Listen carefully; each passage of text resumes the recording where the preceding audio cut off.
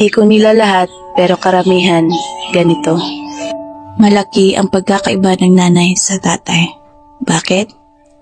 Ang tatay, magtrabaho lang yan at may maibigay na sweldo sa nanay.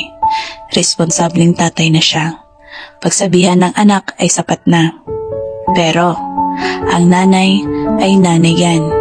Simula sa paghihirap, sa pagdadala sa sinapupunan, hanggang sa mailuwal ang anak, hanggang sa pag-aalaga pag may sakit, pagtingin, pag-aasikaso, pagpapakain, paglilinis, pag-aalala, paghatid sundo, pagluluto, paglalaba, pagtatanggol, kargo lahat ng nanay yan.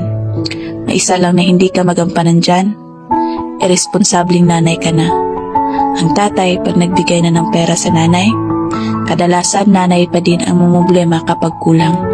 Kapag nanay nagkasakit, pipilitin pa rin kumilos. Magampanan lamang ang pagiging nanay.